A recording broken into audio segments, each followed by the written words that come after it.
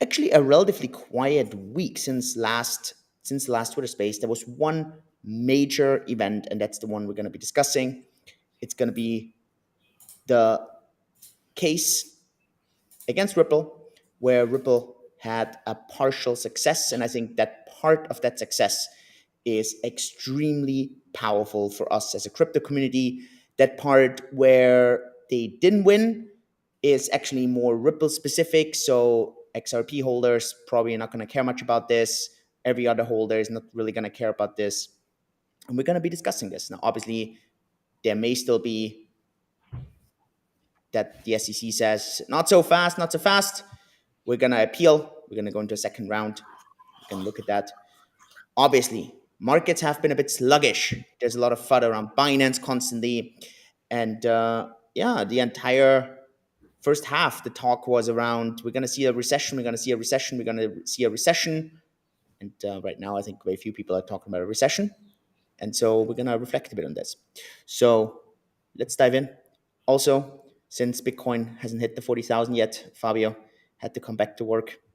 And that's why he's live with us again on the Twitter space. Fabio, welcome back. Thanks. Actually happy to be here. I'm not sure if 40,000 in my case would be enough to retire, but maybe we can have that conversation when we're in the six figures. But I actually like my job, so I'm happy to be here. Happy to be back. Feeling super relaxed after 14 days of vacation. It has been a while since I was able to take that long of a vacation. Shout out to Fiat here who covered the whole community front and community side during my absence. And my God, a lot was happening during my vacation. It was like I really tried to put away my phone when I'm with my family. I was visiting my family in Switzerland, but I kind of couldn't especially because of the XRP case. And maybe we want to dive straight into that one first, or let's do that. Why don't you kind of give us a bit of the story? And I think you're really well. You research it well, so I think that would be nice. So I guess everybody kind of knew that there was this big lawsuit. The SEC, they sued XRP, and I'm not 100% sure if I confused the dates. It was either December 2020 or December 2021. I think 2020. Can't remember. Yeah, like 60% sure, 70% sure that it was 2020. And this resulted in a wave of delistings. Coinbase was one of the major candidates. eToro, I don't know, you name them. A lot of exchanges, they instantly came out and they said, okay, we're going to delist this. We're not going to take any risks, which of course resulted in the XRP price not performing very well. And then you had a very long lawsuit, I think 3 years. So at least 2 years, probably more, 2.5 or 3 years. And we finally had a decision on that. And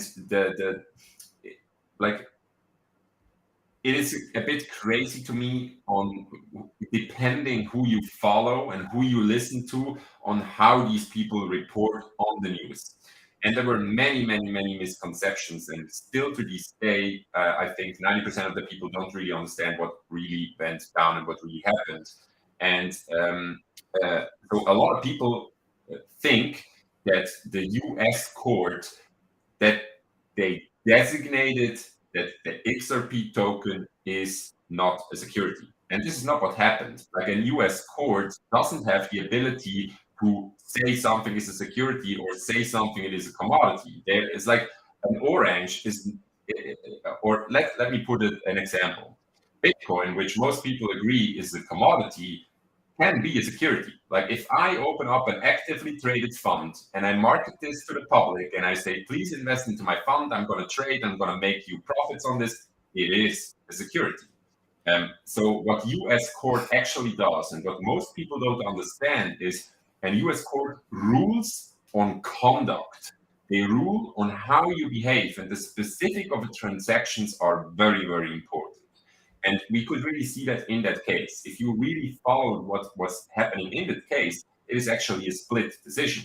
On like 700 million, they ruled this was an unregistered security. And we are talking big money here. 700 million is not just a drop in the ocean. It's deep. And then you had the programmatic buys, which were only around, I don't know, 7 or 10 million, but this was retail facing. So you had the 700 million, they were facing, this was institutional money. And it was ruled that it was sold as an unregistered security. But the retail facing side, the programmatic buys, was ruled that it was not a security. Now, of course, all the Bitcoiners, they say, okay, it is a security, and everybody in the crypto space or everybody in more the more crypto focused place, they say, okay, it's not a security. This means everything is not a security. And the truth, of course, is somewhere in the middle with most things. And what is important here is that you already said there is going to be an appeal. I think not SEC is going to make the appeal. I think Ripple is going to make the appeal because they probably don't agree that this 700 million was sold as an unregistered security. And I would probably make the prediction that it's going to be settled in a settlement and XRP is going to pay a lot of money for that. But that's like way down the road. But what's also important to understand is, and the judge literally said that, like I was listening to a few clips of the hearing, and the judge literally said that there was no ruling on any secondary markets. Like the XRP guys, they were really trying to make the case, okay, this is sugar, this is gold, this is commodity. And the judge literally said, and it wasn't taken a lot out of context, that the judge is not ruling about these things. They're just ruling about the conduct and the behavior that XRP kind of did over the past few years. And there is no ruling on secondary markets. So yes, this is clearly a big win for the industry. It's clearly a good news. The pushback against the pushback against the SEC, but we kind of need to take it with a grain of salt. And the fight is not over. Like XRP needs to keep fighting, and there will be a lot of other lawsuits, especially lawsuits to SEC exchanges that are really, really important for the further outcome. But it is like a first hill where we could kind of place a flag and mark some territory, and which is great because until now the whole year was just crypto space or us as an industry consistently losing, and now we are finally able to raise our hand in a small victory, which is great. Yeah. What do you think this means for all the other tokens that obviously, I mean, didn't get named in the Ripple case, but Coinbase, Binance case? And then specifically, what's this going to mean for Coinbase? Because I mean, with Binance, I think we have so many other allegations in the bag, so I think it's not so relevant to go to discuss that. But what about the rest? Yeah. So personally, I think they went. So the SEC never really goes against the issuer until now. Like, of course, they went with XRP, but all the other, they're really targeting the on and off ramps. They're really going after the exchanges because I think it's just easier for them. They can kind of slap a few flies with one hit, if you know what I mean. So I think what it means is they're going to keep their hands away from issuers. They're not going to target issuers at all because this case is going to be a basis for precedents. A lot of other issuers, if they ever get taken to court, they will cite this case, and it's going to be so difficult for the SEC to turn this around.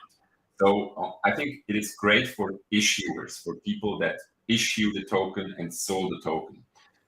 It doesn't mean anything yet for exchanges, and I really hope there that Brian Armstrong is the guy. I hope we can put some into, or the Winklevoss twins, or we kind of need an exchange really going and kind of doing the same thing as the P guys and kind of establish some ground on that front.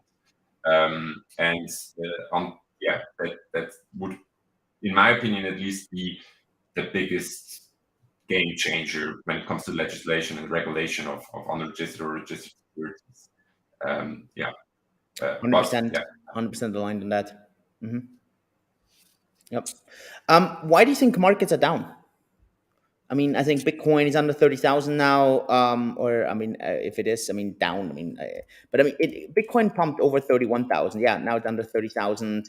Other than those coins that really got named in all those lawsuits, they have been doing well over the last 7 days. But yeah, I mean, if you look at the top 10 coins, Bitcoin, okay, BNB is performing slightly worse, but Bitcoin's actually the worst performer, and every other coin seems to be outperforming Bitcoin in this. I don't think it has anything to do with Bitcoin. I think it has anything to do with the entire market. Why do you think that is?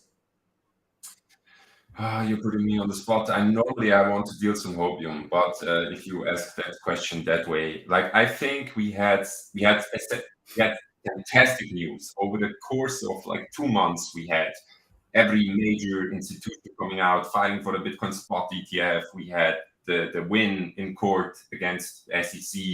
We had the narrative of institutions buying, and kind of all three are need to be consumed with a grain of salt, and some even maybe with a bag of salt, because the Bitcoin spot ETF is probably going to take a lot longer than most people anticipate. The XRP lawsuit, yes, it is a win, but it's not that the whole game is changing instantly, which, of course, we crypto people instantly anticipate. Okay, there was a ruling. Now everything needs to pump. Altcoin season is back. The bull run, let's go. But of course, that kind of isn't the case. And the institutional narrative was mostly Sailor. So we have that expectations, we have this nice news, and everybody gets super hyped, and then reality kind of settles in. And we are still in a bear market, and there is still not a lot of new interest, and the regulation issue is still there. And yeah, so now we're in that reality settling in, the hype is fading out. Yeah, that's kind of the sad news. But just to finish this on a positive note, it's a great time to buy. It's a great time to DCA. Probably not on the day of the SEC ruling, because everything punked on that day. But maybe now that everything's settled a bit and the dust is settling down, it's a great time to DCA and to build up positions again. Because halvening is approaching next year, and spot ETFs will be approved one day, maybe not this year, but next year, and we will eventually pump again. So I take those prices, and I keep buying. Yep. What about the entire story around we're gonna have a recession? Is the recession incoming? So this year, and like the last summer, exactly 1 year ago, we actually had from Q2 to Q3, you could say there was somewhat of a technical recession, because we had 2 quarters with negative GDP growth. And since then, the recession narrative is coming up. Last year everybody said, yeah, we're in a recession. And some people said, no, we're not. And we kind of weren't. Everything seems to be pumping again. And but in the beginning of the year, we had this narrative of the most anticipated recession ever. Everybody thought, okay, it's coming. And it didn't.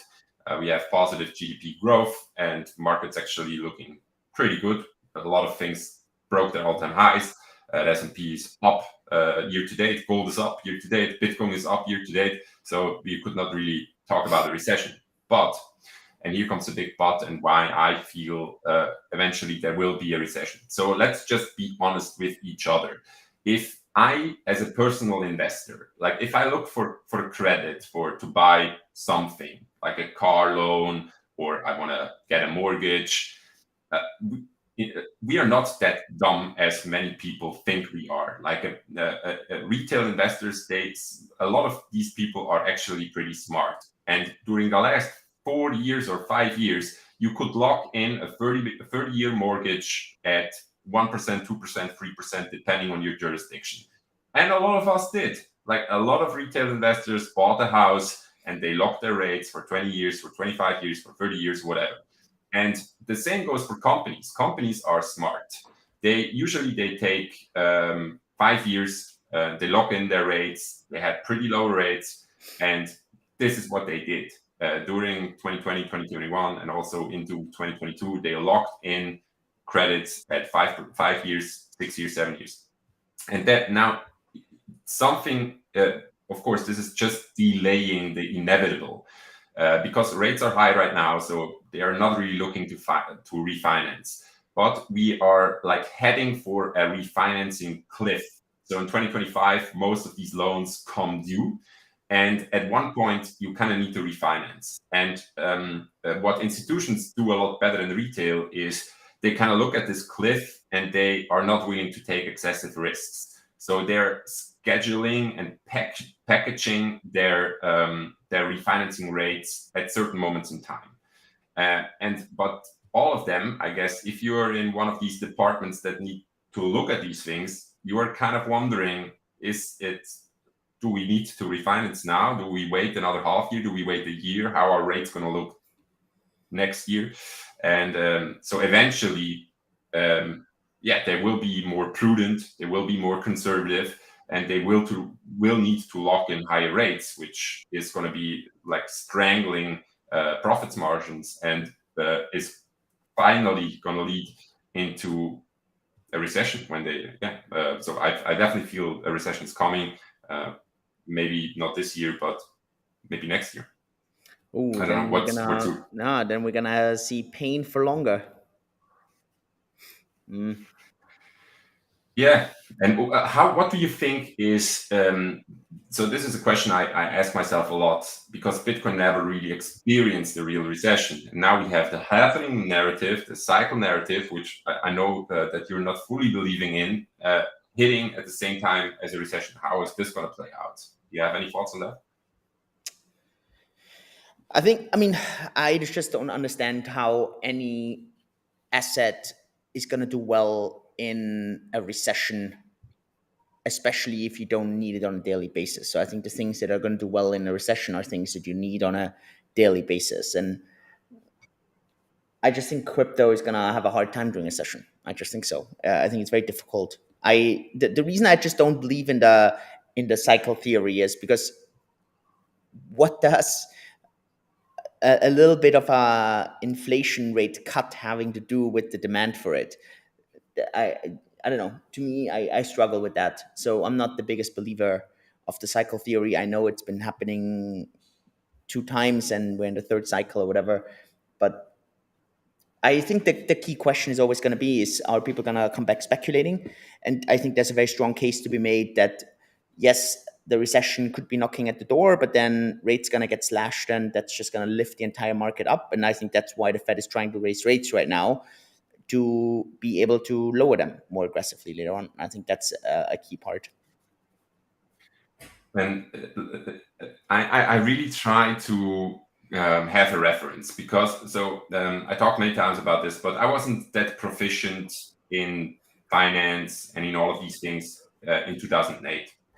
And so I kind of missed a lot of it. Of course, I was aware that there was a financial crisis and I held, I don't know, a few stocks, but I didn't know anything about the Fed and rate hikes and all these things. So when I go back now, and for example, like if I just throw the question into the room right now to the audience, just think about that for 1 second before I reveal the results. What do you think was the Fed fund rate in 2006, 2007, right before the recession, before the great financial crisis? Just if you like put maybe 10 seconds of thought into this and just give it a good guess. I would have said where it's right now. I would have actually given it a very similar level. And you would be very correct. It was 5.25%, right before we went into the financial crisis. And actually, we were at similar levels when we had .com.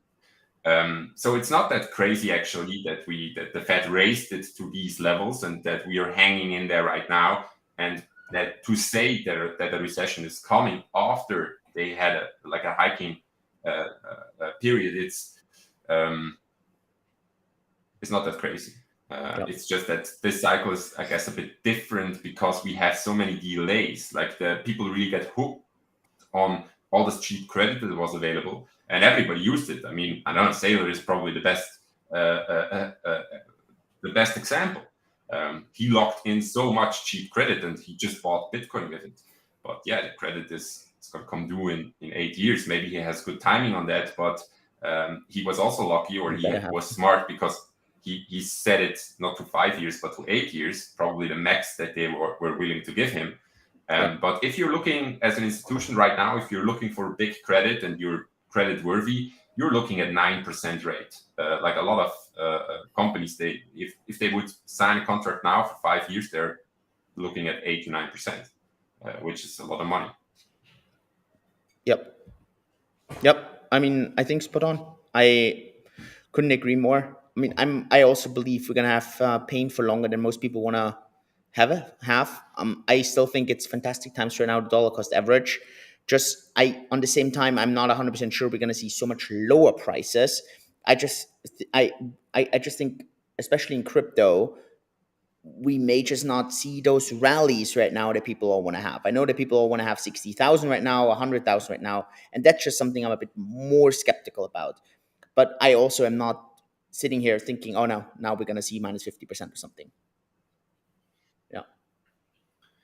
And I think you said that we talked about that in February, and I think, to paraphrase what you said back then is you said most bear markets actually don't end in fire, they don't end in volatility and in big sell-offs and big rallies, but they end in boredom. Yeah, and true. we are kind of getting there eventually. I At mean, it's the least, first week or something. Yeah. I mean, sure. We have, and actually, I mean, the key funny thing is this, right? I think we had this already all the way mid-June something, and then this hopium for the spot ETF came out, and I think that kind of rescued everything a little bit. Otherwise, I think we would have been here a month early already. So yeah, I think that's the key thing. Yeah.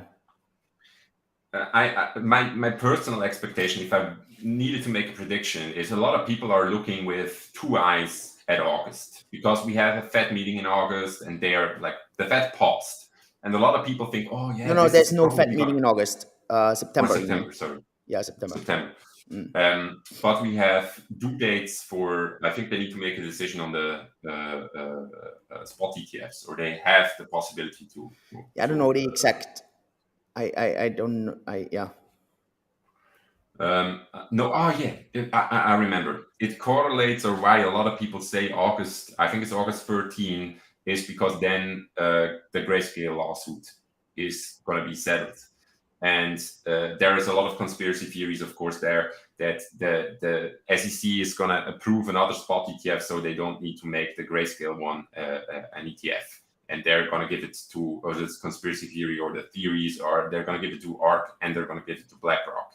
Like, if you follow Mario Naval's Twitter Spaces, or if you read a lot on Twitter, that's the case that a lot of people are making, that the SEC is kind of because they don't want to give it to Grayscale, they're just going to give it to ARK and BlackRock because they're first in line. And if this is not happening, if we don't get a spot ETF in August, I think then the boredom or the reality really starts to settle in.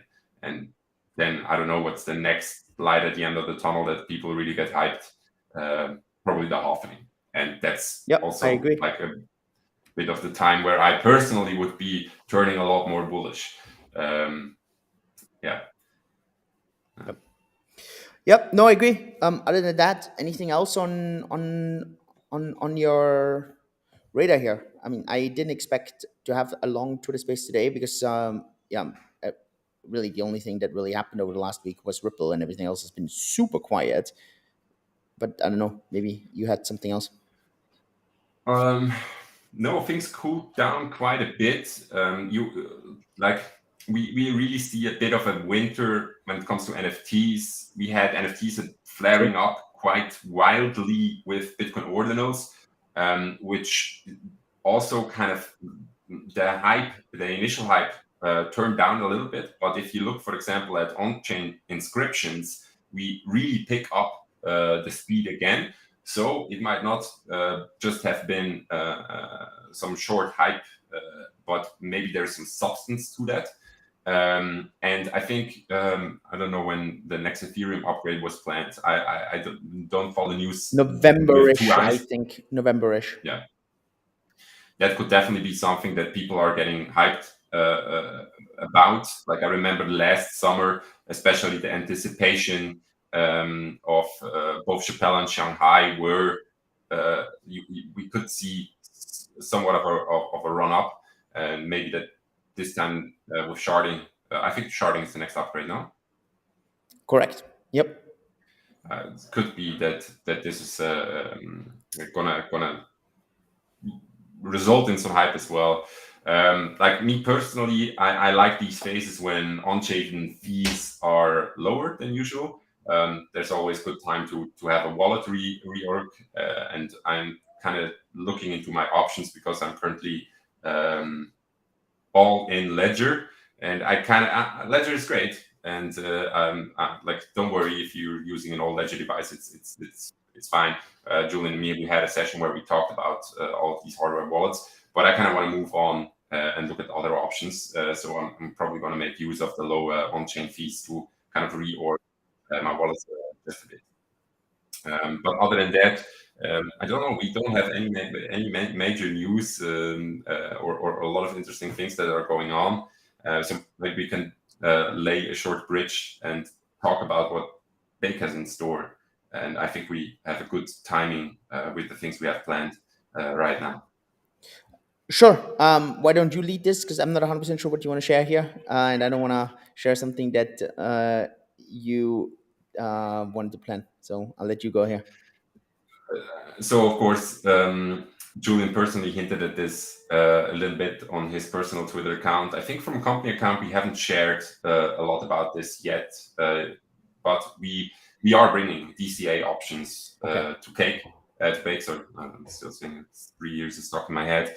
And I think it's quite exciting. And there is, of course, one group that is going to celebrate this more than any other group.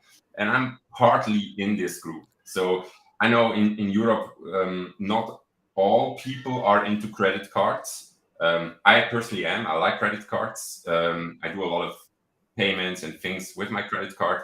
And if you're a credit card user, you're probably aware that you can get points or miles or cashback, or depending on what kind of credit cards that you use. And Cake is looking into an option where you can DCA into crypto, no fees. So you buy 1,000, you get 1,000, and no credit card fee. Which means if you're an avid credit card user, you have kind of a win-win. So firstly, if you use any other service out there, you are using Coinbase or you're using Binance, you're paying a fee. You're paying a spread. You're paying a fee. You're paying a fee on your credit card, and in the end, you buy 1,000, you get 920. And with Cake, you will have the option, and we are really working towards there, that we can offer you a service where you can onboard fiat, let's say euros, into DeFi chain, for example, at a 0% fee. So you pay what you get, and you get on top of that, you get your miles and your credit card points, and with a DCA option, so that you can set up every 21st of the month. And this is going to be executed automatically. And yeah, I personally think that's really exciting, and it's perfect timing, because I personally think we at least have another 10 months or 9 months, maybe even a year or longer, to really start building those positions. Because historically, if you could just dumb it down with like the dumbest possible way to summarize the trends that we saw in the past, it is buy 6 months before the halvening and sell 18 months later. That was like really to generalize it. So we could have a lot more time to build our positions. Yep. And I mean, we're going to roll this out over more and more coins with more and more options. We just want to do this really, really quick right now. Like as a very small and few options, but the key really is that you don't have any fees on that, and we try to kind of get those fees back via the commissions, and so that should be the big win for you, and just means that we give it to you now and we get it back over time. So that's how it works for us financially. Yeah. The timeline for this should be, if everything goes well, next week. So end of next week or something. Let's see. Team has to work hard. It's a lot of things on the plate right now on all kinds of fronts. It's crazy. Literally every single vertical right now is flying. Doesn't matter if on the big side, if on the vein, if on the R&D side, it's absolute madness. At the moment, it's so busy as never before. Really crazy. But we talked about this, I think, 18 months ago when the bull phase kind of stopped and settled a little bit. But bear markets really are better for building. Like it's 100%. during bull phases, like during 2021, especially in the earlier part of the year, I cannot get things done. Like it's just my email is exploding, my Telegram messages is exploding. Everybody is like, there's so many news, so many things that are changing, and it's almost impossible to build. Is more like putting out fires at a consistent basis. And now it is much more quiet, and this is really the time to build and to prepare. 100%. 100%. Cool. Then, nothing else. Short and sweet today. Great. I appreciate it. Thanks, Fabio. Welcome back. Very good. Hope you got value out of this, everyone. If you do, subscribe, like, and then follow us. And everyone, stay healthy, stay safe. All the best. Thank you. See you soon. Cheers, everyone. Bye bye. Bye bye.